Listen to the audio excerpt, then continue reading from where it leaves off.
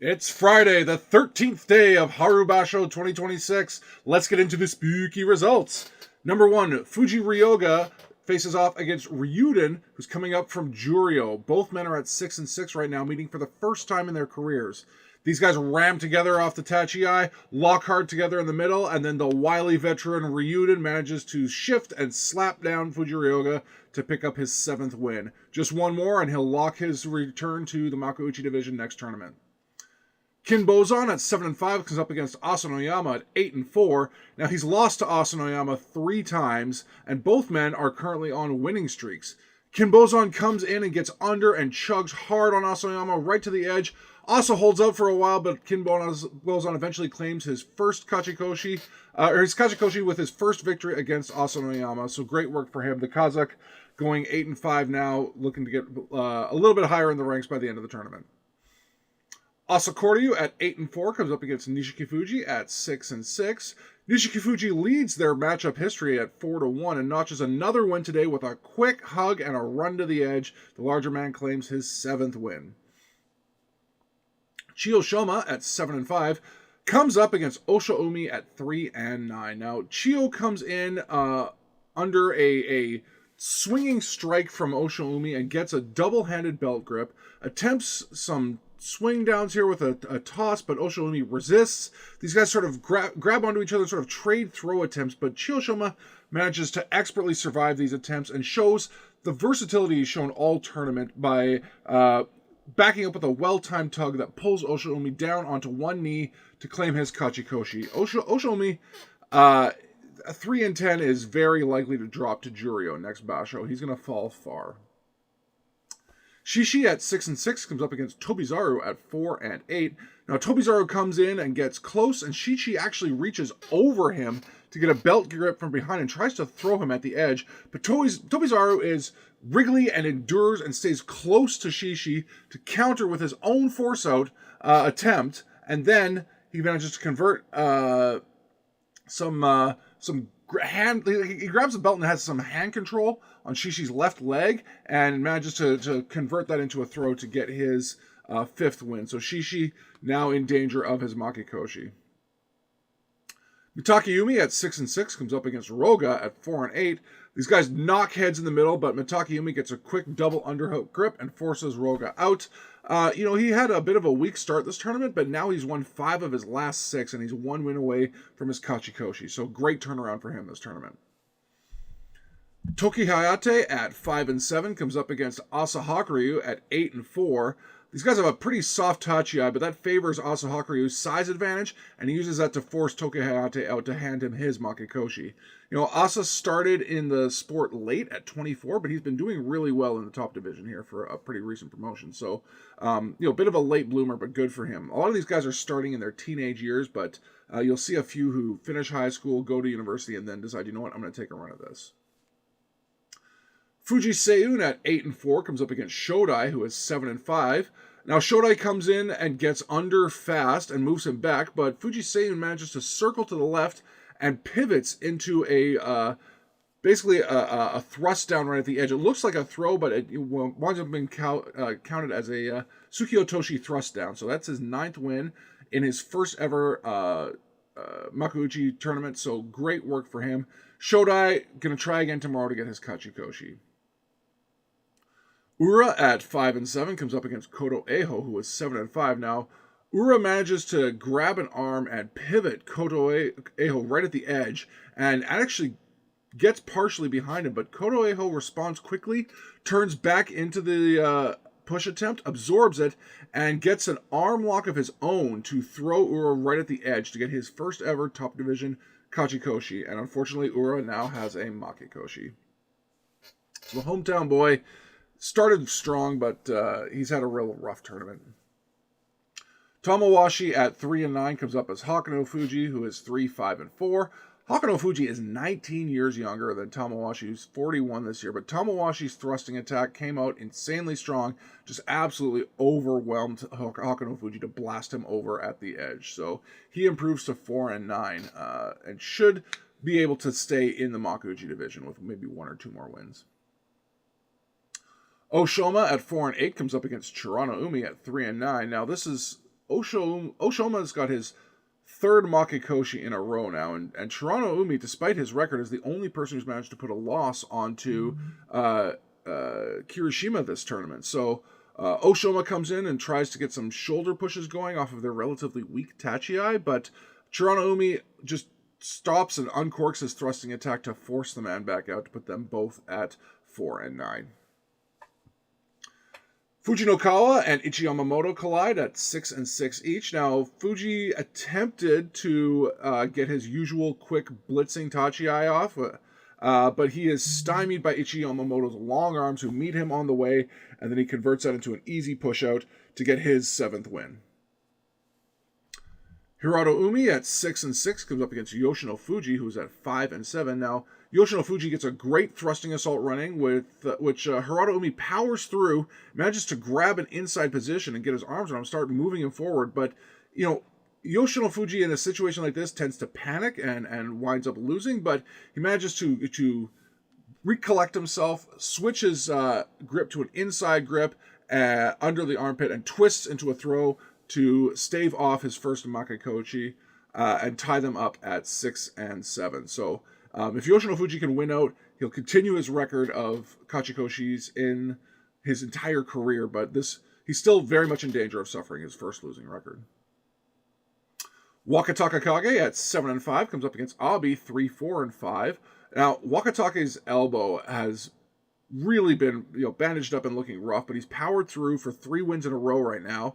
And in this match, he tried a bit of a henka to the left, which failed, and Abi danced in front of him, trying to sort of pull back, which he typically resorts to when he's not able to move forward. And then as he tries to back up and to his right and do that, he seems to slip when he attempts to turn into some thrust for the throat at the edge again, but he goes down, and Wakataka Kage grabs his arm in pain. I don't know exactly what happened, but now that he's secured his Kachikoshi, I would not be at all shocked to see him pull out of those last 2 days to protect that elbow. Both men are looking very hurt. Abi obviously has that third lumbar fracture, which is insane to me that a man's trying to fight with a broken back. And Wakataka Kage has something extremely wrong with his elbow, so both men are battered. But Wakatage's pulled off a winning record, and I think now he needs to protect his health to make a better run next tournament. Gonoyama at 9 and 3 comes up against Atami Fuji, who is at 7 and 5. Now, the Shin Komusubi is the heaviest man in Makuuchi, and Gonoyama comes in with his classic straightforward hard force, and the size differential, the Atami Fuji being as heavy as he is too much to overcome. Atami Fuji braces against the force, stops moving, and then turns around and starts moving forward, locking in his Kachikoshi, and basically completely finishing the Yusho hopes of Gonoyama. So, unfortunate blow for him. The guy was in the lead for quite a while, but he's fallen off, and now definitely won't be winning the tournament. Wakamoto Haru at 2 and 10, speaking of not winning a tournament, comes up against Daisho at 5 and 7. Wakataka Kage is going to drop hard from Komusubi regardless. He's going to probably wind up mid-Maegashira. But Daisho's flurry of throat thrusts just add another nail into the coffin, keeps him out of his Makikoshi, goes up to 6 and 7. He's got 2 more days, and his thrusting has looked stronger every day, so I wouldn't be shocked to see him pull off 2 more wins. Takanosho at 8 and 4 versus Takayasu at 6 and 6. Both of these guys started the tournament 5 and 0, but have had a bit of a rough go of it after that. Takayasu going 1 and 6. They come in, Takayasu tries a slap and a double hand attack that doesn't do much, and Takanosho is able to sort of dance to the side and slap him down for his 6th straight loss. It's really tough to see Takayasu just unable to figure out what he needs to do to put the wins together. It seems his mental's gone, and he's got to be injured somewhere that we're not talking about. So going to 6 and 7 after being at 6 and 1 is tough. Next, our leader for the tournament, Kirishima, at 11 and 1, comes up against Oho, who is 6 and 6. Now, Kirishima leads this matchup 6 to 4, but he lost the last time they met in January. This was a wild match. Both of them come forward hard, and they basically go back and forth trading, not like straight up super hard, but just like slapping, rough, pushing attacks before finally they lock up chest to chest in the middle. But Kirishima, being the shorter man, gets his head in lower and deep into the armpit and gets a deep left-hand grip, which puts Oho on the defensive. And he tries to hold him off for a while, but Kirishima's better positioning allows him to dig down and apply pressure and move under and force him out for his 12th win. So Oho 6-7, Kirishima just on an absolute tear. This seems like it's a lock now, but I never want to say that because my favorites are still mathematically in the fight and won't be until, and will be as long as they keep winning tomorrow, unless, it's going to take bad luck for Kirishima to lose this right now. And I hate to cheer against someone, but I always love when tournaments come down to the last day. I never like seeing it wrapped up on the 13th or 14th day, where the 15th day is just kind of a formality. I always like the competition coming down to the absolute last day. Alan Ishiki at 5-7, his worst tournament ever, comes up against Kotozakura at 8-4. Kotozakura, a very steady Ozeki, and these two Ozeki come together with Alan Ishiki coming in forward and low like he usually does, but Kotozakura's size lets him pull on the belt that nearly tugs Alan Ishiki all the way out, but Alan Ishiki basically dances away and more or less runs to the other side of the dohyo, and when Kotozakura gives chase to look for the force out, Alan Ishiki is able to spin his position and get in behind and force Kotozakura out to end his losing streak and stave off that his career first Makikoshi for yet another day. Kotozakura, very reliable. He's got his winning record. It feels like at this point he's just kind of like not checked out, but not putting in the same amount of effort he did before, just because he's comfortable right now and not willing to risk anything when he's got no chance of winning the Yusho. Alan Ishiki, I don't want to say he's in desperation mode, but it looks like today he is a lot more locked in than he has been in the last couple days. So I think he's let the idea of a Yokozuna promotion sort of wash off of him. He's like, okay, that's gone. I'm just going to reset and focus on doing good sumo and being present for every fight. So good for him for getting this win, and hopefully he can get two more together. But people tend to learn a lot more from their losses than their wins. So maybe taking a losing record on his first promotion to Ozeki is what he needs to sort of snap out of his rut, or snap out of his rut, that's not a saying, but get out of the rut of his sumo that was doing well that people have now figured out and bring something new to the table. Finally, Golden Boy Hoshoryu at 9-3 comes up against Koto Shoho 10-2.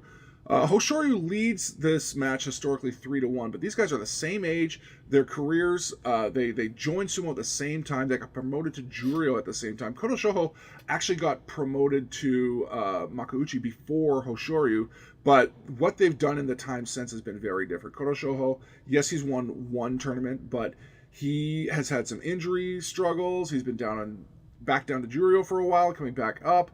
But Hoshoryu, stayed consistent and managed to lock in 2 wins to get his Yokozuna promotion. So regardless of what people say about, the pressure that he faced to get there and the lack of competition, he's been doing well there. He just hasn't locked in his first one as a Yokozuna yet because the composition has been really good.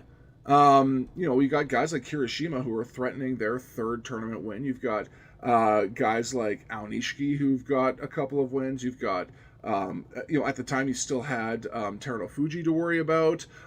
You've got Ono Sato, who's still, despite his injury, an absolute force out there. So, Hoshoryu's not had an easy time of it, and saying that he hasn't won a tournament yet in these deep waters is a little unfair to his skill, and he keeps getting better every year. Koto Shoho comes forward in this one to a quick tachi-ai, but he is clearly leaned forward too much. Hoshoryu spots it immediately, pivots back to the left, and pulls him into a slapdown for a quick win. So Hoshoryu stays as part of the chase pack with Koto Shoho, both at 10-3. But Kirishima now has a 2-win lead over the pack. These guys are still mathematically in the race, but if Kirishima locks in a win tomorrow, that's it. That's over. Tournament's done. So I hope we get to have an exciting day 15, I'll put it that way. But we'll come back tomorrow for day 14 on Saturday, and I'll see you at the dohyo. Maple Sumo is a No Plot Only Lore production. Check out our other podcasts at noplotonlylore.com.